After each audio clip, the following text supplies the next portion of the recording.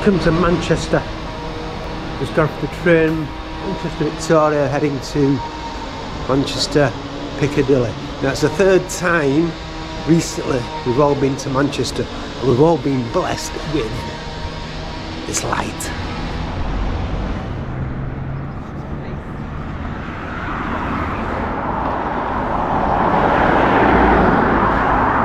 Third time we've been blessed with shadows and lights. I'm just making my way to Piccadilly to meet a couple of likely lads.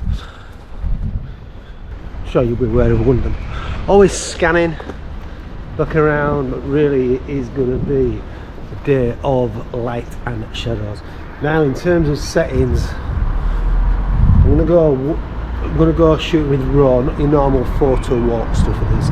So a high or fast shutter speed setting, just to freeze that motion.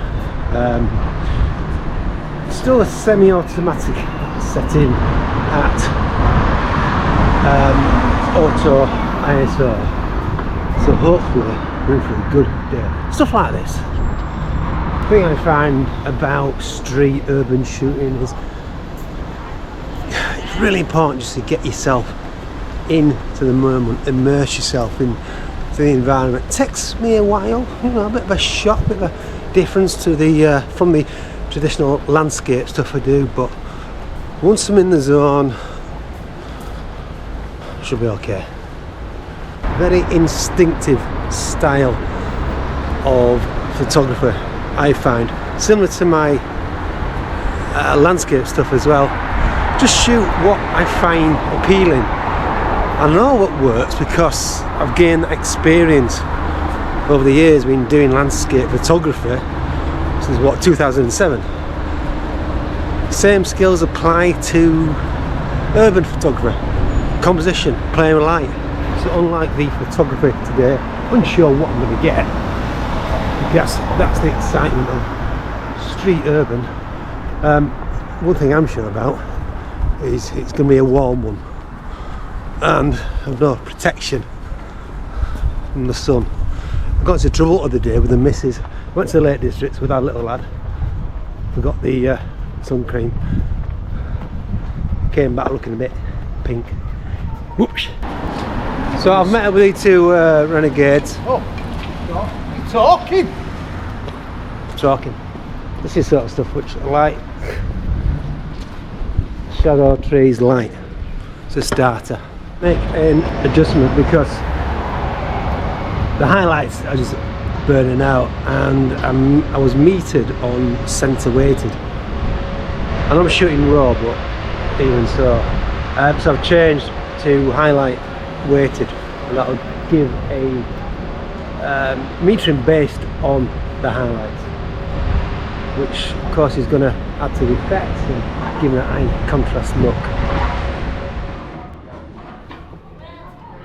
So in typical street photography fashion, I find myself flitting between different genres. I've been shooting people, situations, very instinctive. Some work, some don't.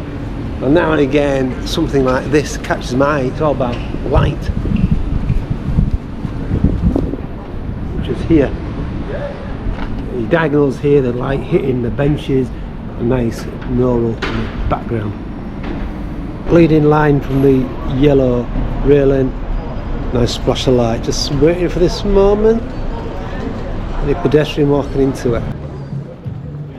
And again, I'm just lifting the camera and just looking for characters, maybe isolated characters, and just scenes which are just a juxtaposition which that I found and few between. I think that it's just peculiar or stands out, but I've also got to keep my eye in for architectural stuff, you know, where the lights forming the composition and things like that. Still shooting in RAW, it's a question of lifting the camera and instinctively shooting away.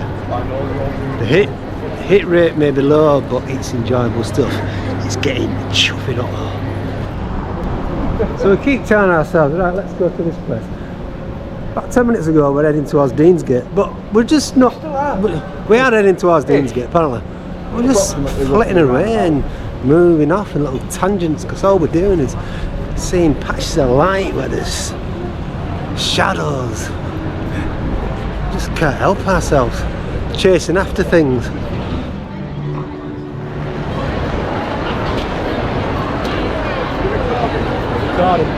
Light's gone. Just having a bit of a break with Coca-Cola. The light might come out. If he don't come out, I'm gonna maybe change to some sort of recipe. We'll see. So whilst the light has momentarily, it says hopefully,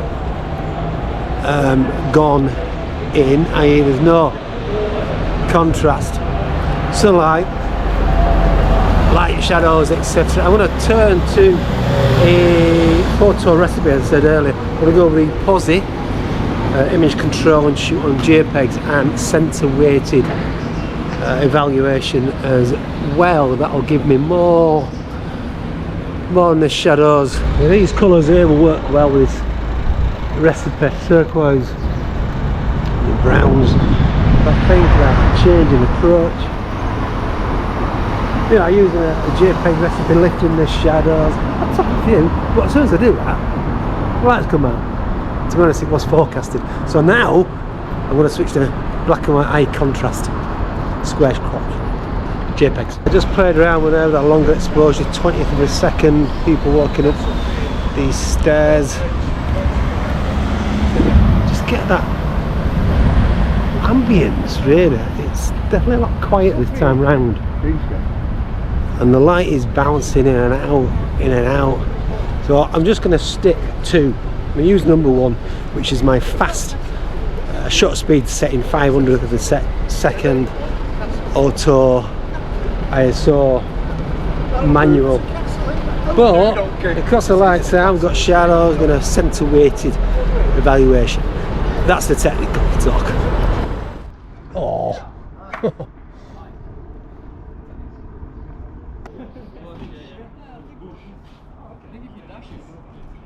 To stop myself changing between different user modes, because it's just throwing my thoughts all over the place, idea and focus. For the next half an hour at least, I'm going to stick to high contrast black and white and I felt square crop JPEGs.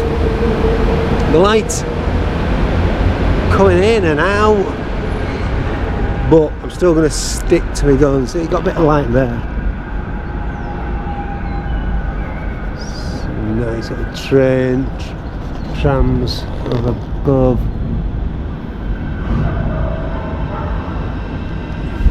You've got the high rises there. Obviously you got contrast, so the high rises are just going to stand out. The light has gone flat. Yeah, very flat. Yeah, it's not even fucking. Yeah. So no real contrast. I'm flitting between JPEGs raw, stick on raw for this final bit until I get back to where I'm going, Victoria. Woo!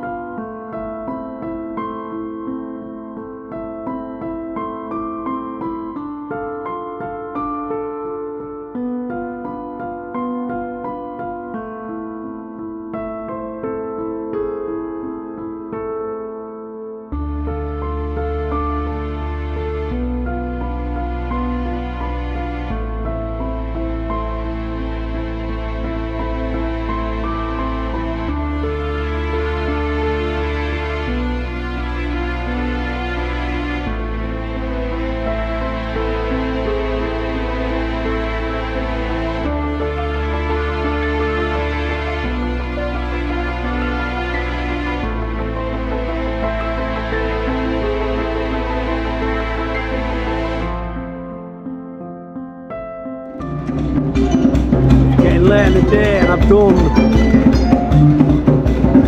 short 20,000 steps, but this place is coming alive, very busy. Look at this, it's time for capturing some characters if I can.